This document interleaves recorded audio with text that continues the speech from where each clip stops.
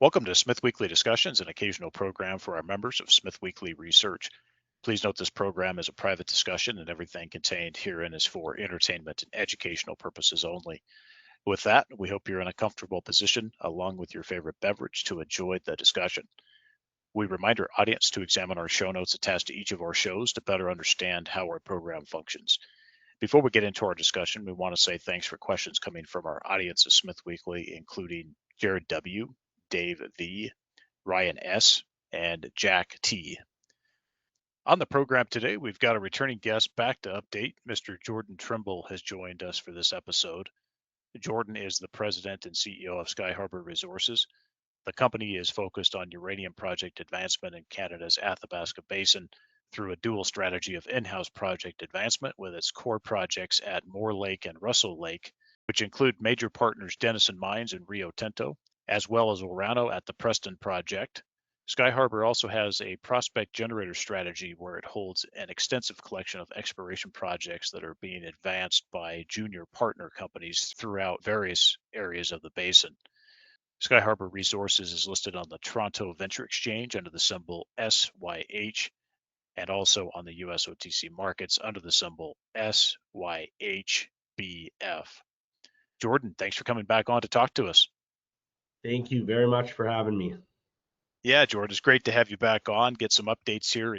Well, let's get right into it. Skyharbour just announced a notable multi-project transaction with strategic partner Denison Mines that will focus on key projects of both companies with a total potential value of up to 61.5 million Canadian dollars over 7 years. Congratulations on that. Break down the deal for us, the rationale, and of course, this is yet another big step in the relationship with Denison. Yeah, absolutely. So it's it's a transformative deal for Skyharbour. No question about that. There's a number of moving parts to it. So I'll try my best to succinctly break it down for the audience. But the grand total combined project consideration is $61.5 million.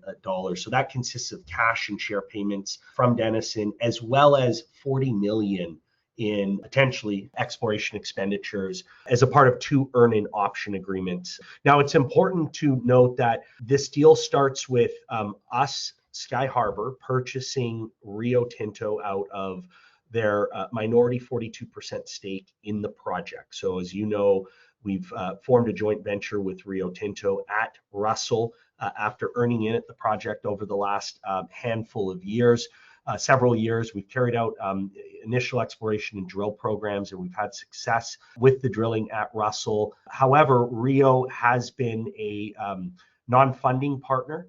A lot of people know Rio has been exiting the uranium sector, divesting the uranium assets. Now, that being said, this was one of the last uranium project interests that they had. And, I think we're quite pleased with the progress that we were making. So, they didn't want to completely divest out of it, and hence the small NSR 0.25% royalty that Rio will retain. They're also a large shareholder of Skyharbour Resources. So we're very much looking forward to continuing to have them as a shareholder and as the royalty holder at Russell. But right after the announcement of the 100% consolidation of the project, so Skyharbour acquiring Rio's interest, we announced the major blockbuster deal with Denison Mines. Now, Dennison, as you know, is a large multi-billion-dollar mining company, uranium mining company. They're developing the Wheeler River project. Wheeler River shares a 55-kilometer-long border with Russell. So it's the Russell project is very strategic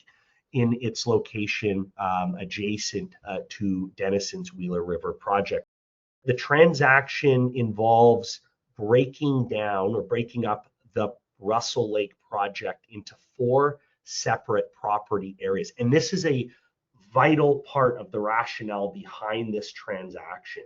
The Russell project is a very large advanced stage exploration asset, over 73,000 hectares of what really is prime real estate in the Athabasca Basin. It's on that main high-grade prolific mining and exploration corridor on the eastern side of the basin. You have the McArthur River mine to the north, the Key Lake Mill to the southwest, and again, Denison's Wheeler River project to the west, and our 100% owned Moore Lake project to the east. So it's a big property, strategically located.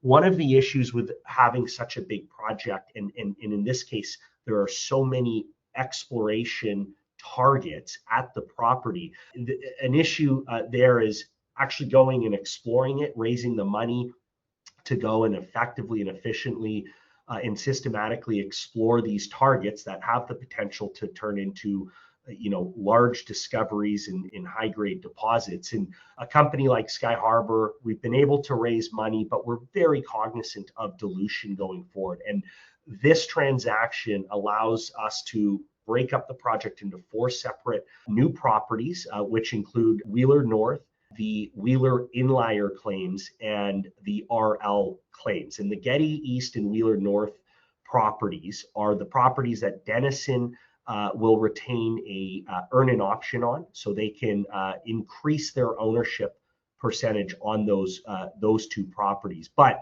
starting off of the grand total of 61.5 million, 18 of that is being paid upfront or before year end. That'll consist of a combination of cash and Denison shares. 10 of that 18 million is going to Rio, so they get bought out, and 8 million of that comes to Skyharbour. So we will receive 8 million in cash and in Denison shares by year end. This effectively funds us for our hard dollar needs for the foreseeable future, at least the next couple of years. It'll allow us some flexibility as well with our exploration plans in 2026.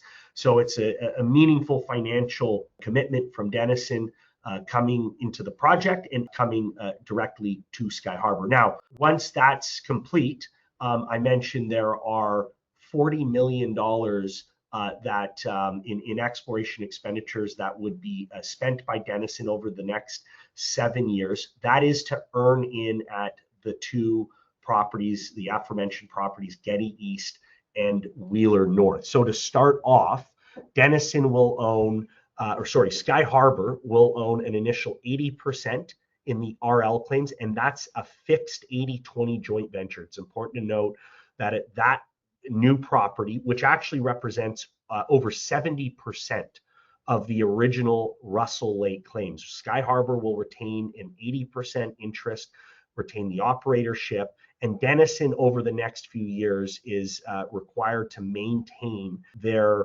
participation in the budget, their 20% pro rata amount in those budgets. They'll maintain their minority interest in those RL claims.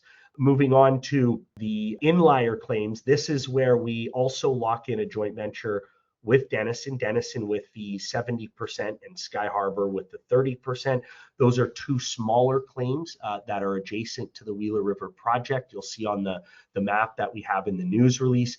And then the 2 other properties that are subject to option earn-ins, the initial JV interests that we're forming with Dennison before year end. So at Wheeler North, Skyharbour will own 51% initially. Dennison can earn an initial interest that brings them to a 60% interest. And in order for them to earn that initial 60% interest from their 49, they have to spend 10 million in exploration, and they have to make a cash payment to Skyharbour that would consist of $1.5 million. At that point, they'll have the 60%. They can then elect to go to 70%, right, by spending an additional 15 million at the project in exploration expenditures and making an additional $2 million cash payment. So just to break that down, there's an extra 3.5 million in cash that can be paid from Denison to Skyharbour as they complete the earn-in at the Wheeler North project, and 25 million in combined exploration expenditures during that 7-year earn-in. So that's at the Wheeler North claims. The other earn-in option is at Getty East, and this one is interesting. It's 1 claim strategically located just northeast of the Key Lake Mine and Mill operation, which is where Cameco processes the ore from the McArthur River mine to the north. Now, this project, Skyharbour initially will have a 70% stake, with Dennison owning the minority 30% stake. Dennison can, through the first phase of the option, earn up to a 49% stake, so an additional 19%. They have to spend $5 million to complete that, and then they'll have a 49% stake. We retain the 51 at that point, and we would be the operator there. Now, if they elect to continue earning in, they have the option to acquire another 21%, putting them at a grand total of 70% at Getty East. And in order for them to accomplish that, they would have to spend an additional $10 million in exploration expenditures. So the net sum, 7-year earn-in, 15 million staged earn-in, 15 million in exploration expenditures at that one claim, the Getty East. Skyharbour starts as the operator. Once Denison's completed their majority earn-in interest, they then become the operator of the joint venture going forward. So like I said, a lot of moving pieces, but just to distill it down, 61.5 million in combined project consideration. That consists of cash and share payments, as well as exploration funding, breaking up the project into 4 unique separate projects, each of which host high potential, high priority exploration targets, which we can talk a little bit about. And it really allows us, I think the key takeaway is it'll allow us and Denison to expedite the discovery process at this project. For us, for Skyharbour, it means that we believe we'll have, as I mentioned, a much quicker discovery process. We'll be able to unlock a much more value more quickly without having to continuously dilute. That's the key thing here. We have a multi-billion-dollar, well-known mining company and development company that we already have a long-standing relationship with. They've been a large corporate shareholder of Skyharbour for a number of years now. Dave Cates, their president and CEO, has been a director of Skyharbour. Personally, he's a very large shareholder. So we already have those working synergies with Dennison, and this really just brings the two teams together to fund and to advance the claims at Russell, breaking them up so they're in bite-sized, if you will, properties that allow us to more effectively and efficiently explore and advance the project, which ultimately I believe will be very beneficial for our shareholders and Denison shareholders. I think, one of the things that I hope came through in the news release through Dave Cates' quote is the importance of this project in their pipeline, in their exploration pipeline. I mean, these are the claims that surround the Wheeler River project. It's a lot of the same geology, a lot of the same, you've got incredible geological potential, and this allows us to work with Denison to unlock value at the project. Lots to unwrap there. Thank you for going through that and detailing this out for us here, at least to some extent. Lots of information. When you look at this, and congratulations once again on this, from a perspective of for the company and how it's conducted these projects in the past, and now where you have some level of increased confidence that these projects will be advanced in parallel, you'll be receiving cash payments. That helps the company as well as you guys continue to go after these various projects now and the various targets that exist within them. So I think that provides really a good level of additional certainty going forward. And then further, it reinforces your guys' strong relationship with Dennison, which is also a backer from all these different perspectives, whether it be financial, whether it be expertise, back office, all those things you guys can share. So I think that's important to point out. When you look at from Denison's perspective, without putting too many words in Dave's mouth, and from the Skyharbour perspective, just talk a little bit about what you see would be the priority, either from the different perspectives given Wheeler River and Phoenix there, Griffin, but then also from a Skyharbour standpoint, where would you guys go? Maybe this is the same thing. You guys will attack in the same area, but just talk a little bit about those targets and what the next steps would be. Yeah, so I think it's probably best to talk about them separately in terms of the 4 different property areas now. So starting with Wheeler North, which is subject to the largest earn-in option of all of the various properties. That's the 25 million in exploration expenditures and the 3.5 million in additional cash payments for Dennison to earn up to 70%.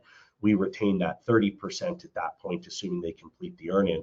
So these are the claims surrounding the Wheeler River project. So, I mean, it goes without saying that proximity and strategic location is I think, a key feature here that has drawn Dennison in. But these claims also have some incredibly prospective exploration targets. We've done a fair bit of drilling on a number of these claims. The claims do host the Grayling and Fork target areas, which, as you may recall, last year at the Fork target, we announced one of the best drill holes historically at the project, up to 3% U3O8 over a skinnier width of a half a meter, but that was within a 2.5 meter, almost 3 meter zone of just under 1% U3O8. Really what we view as a potential new discovery. There's going to be, needless to say, now with Denison joining as a partner here, a lot more exploration and drilling at that target area, as well as at the broader Grayling target zone. These targets are within a few kilometers of Phoenix, right? So, it goes without saying that as well, that, if there's success with the discovery process and resource delineation at these claims, this is, obviously hugely beneficial for Skyharbour as an exploration company. We would see a re-rate higher given our retained interest in the project. But it's also significant for Dennison. I think, if you're building a mine, as they are at Phoenix, what better place in area to find a new deposit, a new potential mine, and within just a few kilometers of the existing mine, right? And so I think that that's a key part of the rationale here for Dennison and for Skyharbour. Working with Dennison, our technical teams will work cooperatively to advance and unlock value across all of the claims, and the Wheeler North claims, that, given their proximity adjacent to Wheeler River, is going to be a focal point for both companies going forward. So there will likely be a fair bit of drilling and exploration carried out in the near term at those projects. Now, Dennison is the operator there. We will work with them closely and help aid them in directing those programs. There's also a target further up north that's called the Fox Lake Trail target. We did a little bit of drilling there these last few years, and there's some very interesting targets that very much resemble the Phoenix and Griffin rocks, the surrounding geology and rocks that host those deposits. So though that target area, it's basically the direct continuation or extension of those high-grade uraniferous conductors from the Wheeler River project on the north end of Wheeler River, going on to our Russell Lake claim. So again, that's yet another high priority target that is of interest to both companies, and that will likely see a fair bit of work going forward. So that's the Wheeler North claims. And just before I move on to the other properties within the broader Russell Lake project, I will note that you've got the haulage road, which services the McArthur River mine. You've got the power lines that run up to the mine, and you have an exploration camp that we've staged out of, that we will continue to stage out of, that's just off of the road, that's actually relatively close to Phoenix. This exploration camp brings our exploration and drilling costs down quite significantly. So the $40 million that Dennison could potentially be spending to explore at various parts of the broader Russell Lake project, that $40 million goes a very long way. To give you a better sense of how much money how much money relative to what we've spent at the project over the last several years. We've spent about $12 million over the last several years since optioning the project, between, call it, $3.5 to $4.5 million a year at the project. If you look at the $40 million that could come in from Dennison, that's almost on average each year, almost $6 million. And that's just at keep in mind, that's just at two properties, the Wheeler North and the Getty East properties. That does not include additional funding and dollars that we're planning to spend exploring and drilling at the RL claims, which again make up the majority of the original Russell Lake project. So Wheeler North, that'll be a focal point for both companies. Getty East is the other property that is subject to an earn-in option. Again, $15 million in exploration expenditures over the next 7 years, potentially from a Dennison to go from a 30 to a 70% interest. Again, we keep the remainder of the project in the minority interest. We are the operator there initially, and we're already planning drilling and exploration programs. There's a target there called the Little Man target, which is just again northeast of the Key Lake mill and mining operation. There's a number of notable deposits in mineralized zones in and around that Getty East claim. Orano actually has some properties around there as well. So very high priority, highly prospective part of the project that we will jointly work with Dennison as they earn in at that specific claim. And then the RL claims. So the RL claims, as I mentioned, consist of over 50,000 hectares of the original 73,000 hectares. So it's the majority, the lion's share of the original Russell Lake project. We are simply locking in an 80-20 JV with Skyharbour owning the 80% and remaining as the operator. I mentioned Dennison will be funding their 20% interest and 20% of the budget in the first few years. We are planning aggressive exploration and drilling plan programs at those claims within the next year to 2 years. So we'll have some news out on that forthcoming. But there's a handful of really interesting targets at these claims, including a target called the Christie Lake target that's drill ready. The historical drilling has discovered uranium mineralization at that target area. There hasn't been a whole lot of modern exploration or drilling carried out at that target area, so we're keen to go and work there.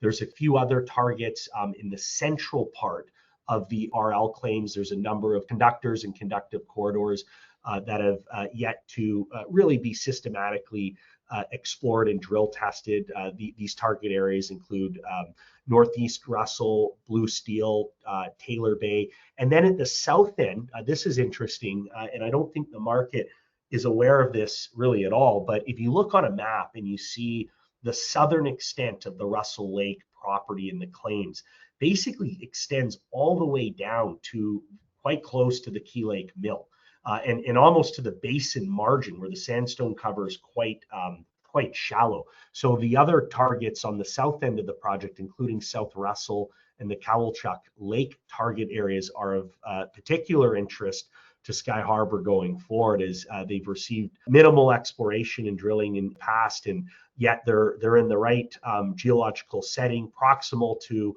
past producing mines and to the mill, and to one of only 2 operating mills in the region. And so we are keen to go and explore and drill those targets in conjunction with Dennison working at Wheeler North and at the Getty East claim as well. Jordan, thank you for going through that. Suffice to say, you guys have plenty of work to do over the coming years, both Dennison and Skyharbour. So good information on this, and looking forward to seeing what you guys prioritize first and foremost in 2026 coming right up, and you guys will be back out there doing work. So it'll be good to see some of the news come out. With that, I just want to confirm as we move on here, we've got some other items to talk about.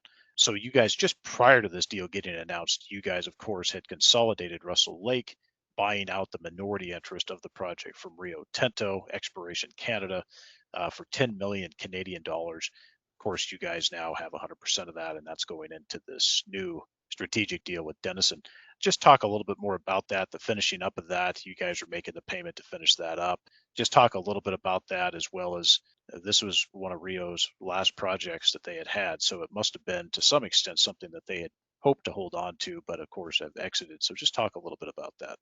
Yeah, I think it's best to think of it in terms of they're 2 separate transactions, right? Needless to say, us consolidating the 100% interest, buying out Rio essentially, and then Dennison coming in as a new active strategic funding partner at Russell. But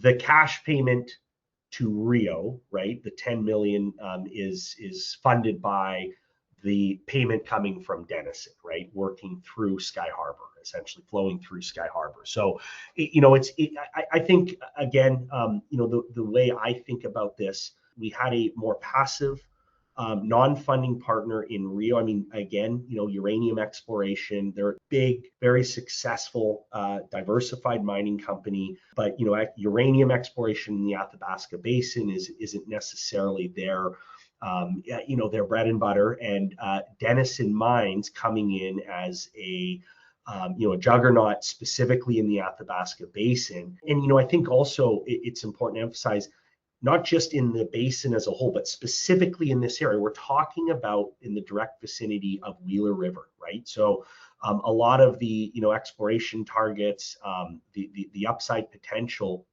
kind of mirrors what you have adjacent at Wheeler River, right? And so bringing in Dennison is the absolute best, strategic partner to bring in to help advance this project. And I think we've done it in a way that's mutually beneficial for both companies. It achieves the objectives of both companies.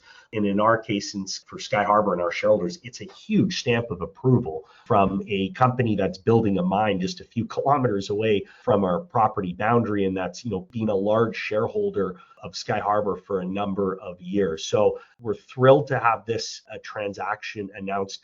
It's going to set the stage for, as I said earlier, the key thing here, an expedited discovery process, unlocking value quicker, with less dilution, with a strategic funding partner.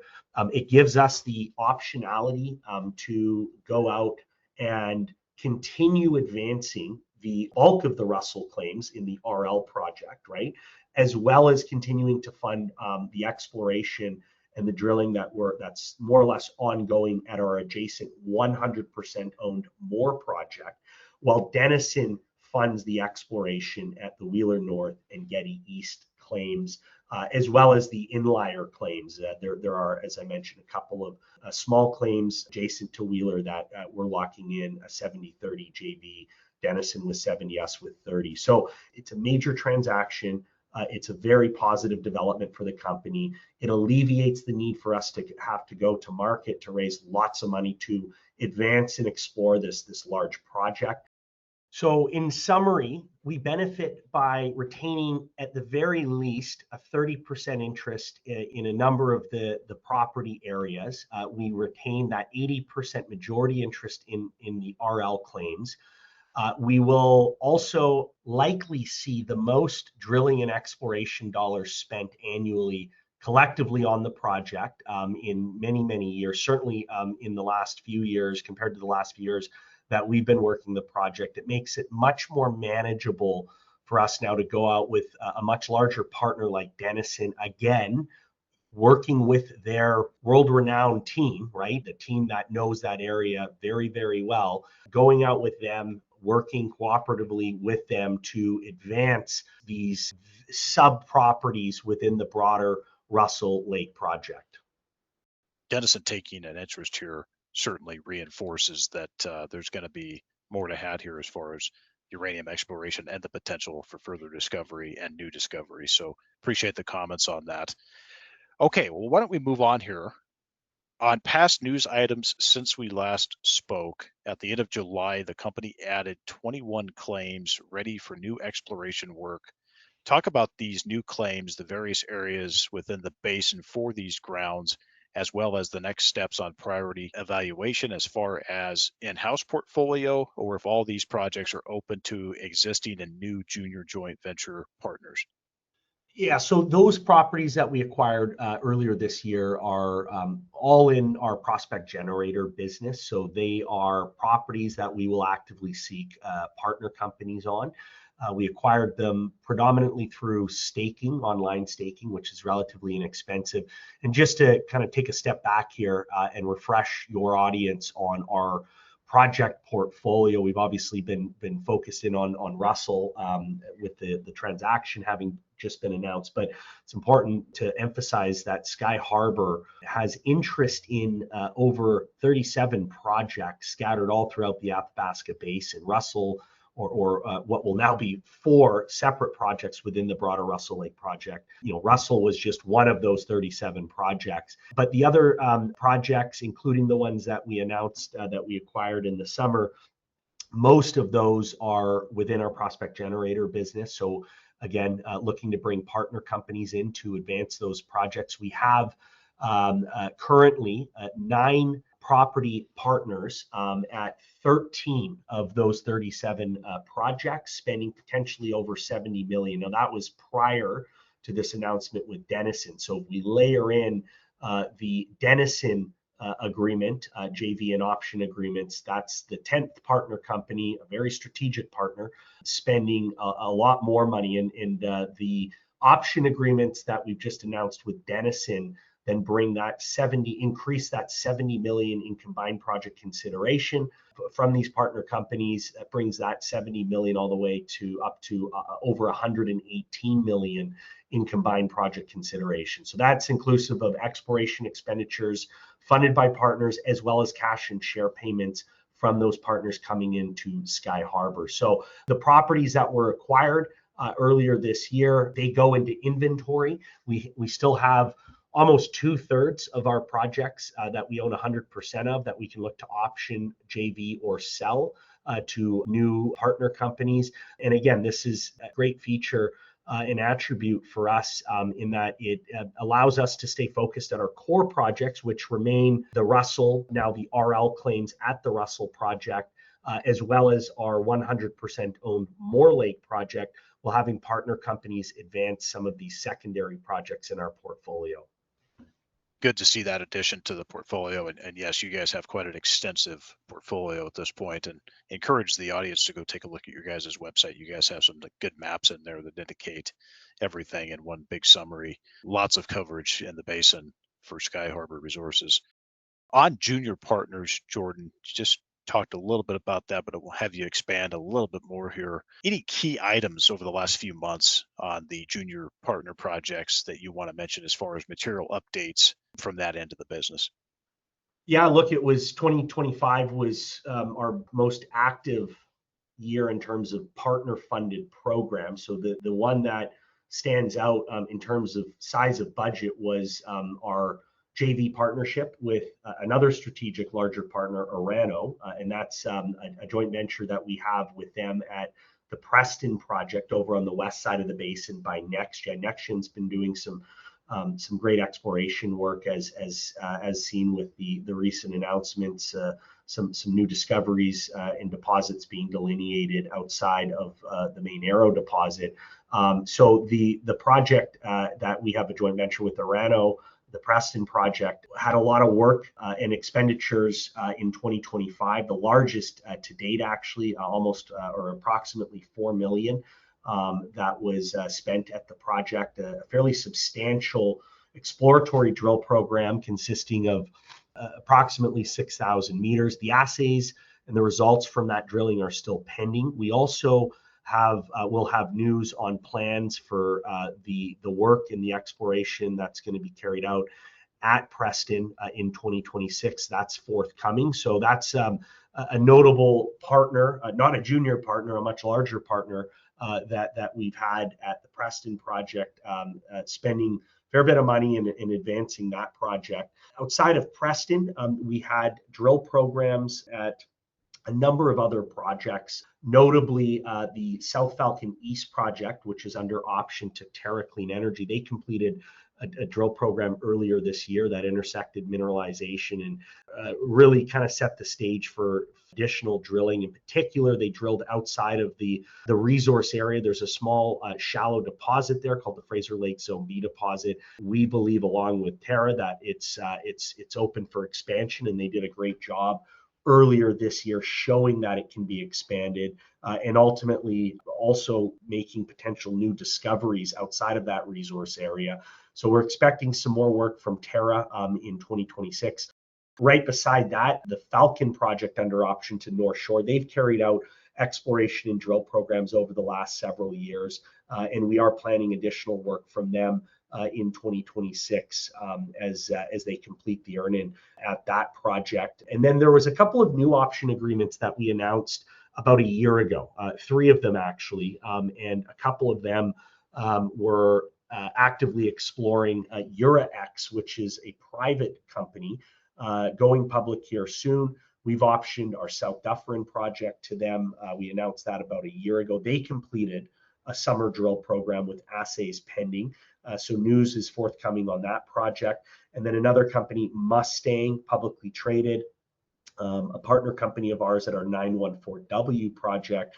They completed some initial pre-drilling groundwork and geophysics at that property. So again, this sets the stage for future exploration and drilling at that project. And then last but not least, we announced a transaction, an option and a property sale to another private company called Hatchet, which saw a number of our earlier stage 100% owned claims sold to them for a very large share position in the company.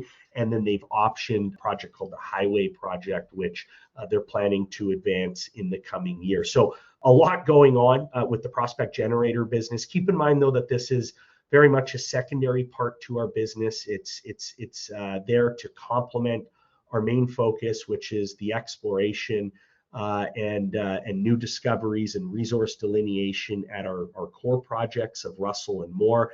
And now, again, with this transaction with Dennison, we feel that the discovery process at Russell in particular will be expedited. It's good to have this set up. I think it served really well for the company over the years, including some of the bear market years as well. And it really helps shore up that in-house core project focus that you guys have is going as well. So very good information on that. Looking forward to seeing more updates from the junior partner companies in 2026. Just on a preview into 2026, Jordan, what work will be happening as far as anything you want to mention on Moore Lake? I think we have a good idea on Russell based on past discussion here today. But anything planned for maybe Moore Lake or any other things we're missing as far as objectives you'd like to accomplish in 2026? Yeah, well, just to reiterate the exploration and advancement of Russell, we are expecting 2026 between our work at the RL claims, which we'll be funding the majority of. Again, Denison, as a 20% interest holder, will fund their minority interest and that pro rata amount of the budget. We are planning aggressive exploration and drilling programs at those RL claims in the new year. We'll have news out on the specifics of that. We, as we discussed at length, Denison will be funding the exploration at Wheeler North and at Getty East. So collectively, I would expect to see probably the largest annual drill campaign, combined drill campaign and exploration, multi-phased exploration programs that the project's ever seen across numerous target areas. So very exciting at Russell. Now at Moore Lake, I think it's good here to bring some eyeballs back to Moore Lake, which, as you know, it's been in the company as a flagship and co-flagship project for a number of years. I mean, this project somewhat overshadowed by Russell the last few years, but we've continued exploring it. We've continued having success with the exploration there. This project does host small high-grade deposit and several high-grade zones of uranium mineralization on what's called the Maverick Corridor. It's a 5-kilometer long high-grade uraniferous conductive corridor, the central part of the project. It's relatively shallow mineralization within 260 to 280 meters of surface. It's wide open along strike. Really only about half of that exploration corridor conductive corridor has been systematically drill tested. So there's lots of room to move both to the northeast and to the southwest, but it's also wide open at depth. There hasn't been much drilling into the underlying basement rocks. We've done some drilling into the underlying basement rocks, and we've discovered high-grade multi-percent uranium mineralization in the basement below the unconformity. We've had grades as high as 21% U3O8 over 1.5 meters at the Maverick zone. There's several high-grade lenses along strike, and again, given that it's relatively shallow and predominantly sandstone hosted, it makes it much more interesting when you look at it through the lens of the two surface mining methods in ISR and Sabre that could ultimately be used to potentially economically extract these pounds. We're working now on evaluating the prospect of that, something that we're going to be working on in 2026, along with the drilling, continued exploration and drilling to prove up and add pounds at those high grade zones. And just one final note, we did discuss this in our last interview, but I do want to rehash the results from this summer, where we announced a significant 40-meter step out east of what we believed was the extent of the high-grade East Maverick zone. And we announced a drill hole that returned almost 5% over 1.5 meters in again, an area that we were not expecting to see multi-percent high-grade mineralization. So this proves that the high-grade core, the 3+% mineralization at the Maverick corridor, pinches and swells along strike. And we have reason to believe that we'll be able to continue proving up more high-grade pounds along strike and at depth in the underlying basement rock. So we're going to be following up that. There's a handful of other target areas at the Moore Lake project, including a couple of targets that actually extend onto the adjacent Russell Lake project, now the RL claims that we'll be actively exploring next year as well. We benefit with low drill costs as we have the camp and we have road access and nearby mining infrastructure. So our drilling costs at both Russell and Moore Lake are relatively low. And just one final note, we still have some assays pending from the drilling that we've carried out in 2025. So this is another near-term catalyst for us and our shareholders, building on the momentum of the announcement of this deal with Dennison. Jordan, excellent. Looking forward to seeing those results come out here in the coming weeks and months, and definitely follow up next year, 2026, over at Moore. That's going to be great to see what happens there next as far as continuance of that mineralization. Well, short of that, why don't we touch briefly here before we wrap up capital structure and balance sheet for a moment, Jordan? Maybe if you can, on a post-deal closing basis, where would we be on expected cash on hand? And then, of course, any expected near-term incoming capital from partner agreements. Maybe, obviously, we know about the Denison one here, but maybe on the junior side, anything expected there, the shares on issue. And then lastly, remind the audience of the key shareholders on the roster there. Yeah, so upon closing of the transaction with Dennison, we'll net about $8 million cash and in shares. So that, as I said, that hard dollar $8 million is more than enough to fund us in terms of our hard dollar needs for the foreseeable future. We will also receive additional cash and share payments from these various other partner companies, typically receiving between $1.5 million to $2 million a year. That could be more next year as we're coming into the latter parts, the latter years of these earn-in options, where the cash and share payments typically increase. So I'd expect at least a couple more $1 million in cash and share payments from the other partner companies. We also will generate a little bit of revenue from our operatorship of the camp at the Russell Lake project. We retain the operatorship as Dennison completes the earn-in at the Wheeler North claims, and we'll generate some revenue from that. It's a great asset for us and for the project. It allows us, again, to stage out of there and to drill at a relatively cost-effective all-in drill cost and price.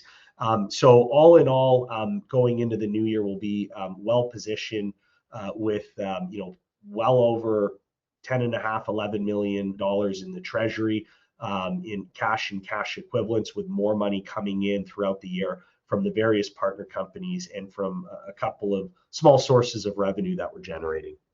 Oh, and then just on the shareholders, before I let you go, we have a list of some of the larger shareholders in the slide deck. Notably, the two largest corporate shareholders being Denison Mines and Rio Tinto. Management and insiders have continued to add to our positions over the course of the last several years, both in the open market and in financings. Now, keep in mind, too, we kept the equity dilution down through this prospect generator business in this transaction with Dennison. Will further add to that. We've only had to carry out one hard dollar financing in the company in the last 5.5 years. And again, now with this transaction with Dennison, that'll carry on.